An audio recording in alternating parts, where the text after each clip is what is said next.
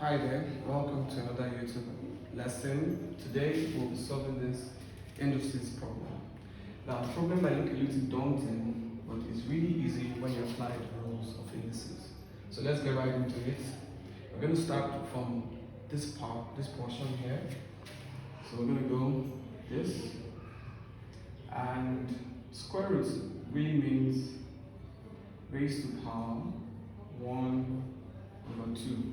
Don't forget, it's square root means raised to power 1 over 2. So 100 is the same as 10 raised to power 2. And we have this power 1 over 2 here.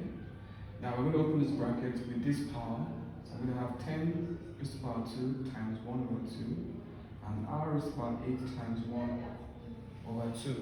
Because this 1 over 2 affects each of these terms. So 2 goes into 2, and 2 goes into 8 4 times. So now we have 10r raised to power 4. So this becomes this, and all of this becomes the square root of 160r squared plus square root of 71r raised to power 4 plus 10r raised to power 4. So we still have the square root inside the square root, so we're going to solve this smaller one now. If you look closely, you see that this is 71 r raised to power 4 and 10 r raised to power 4, meaning that we can now have 160 r squared plus the square root of 71 plus 10 is 81. So we have this. So we can also simplify this as this. So 81 r raised to power 4 is 81 r raised to power 4 raised to power 1 over 2. Now again, 81 is 9 raised to power 2, and r raised to power 4, 1 over 2 here.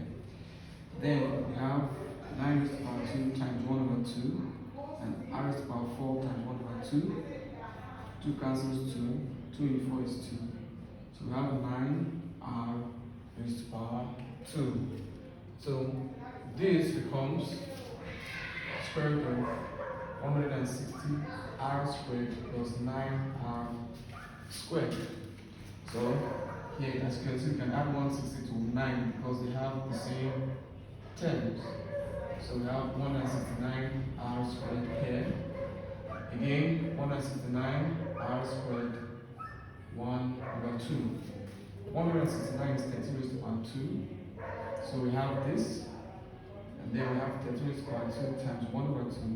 And r squared times 1 over 2. 2 cancels 2, 2 cancels 2. So what do you have left? 13 and r. So our answer is 13r.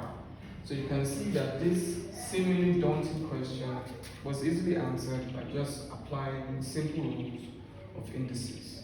I hope you found this video helpful. If you did, don't forget to like, share, and subscribe. And you can also put your problems in the comment section. I'll get to them in time. Catch you in the next one.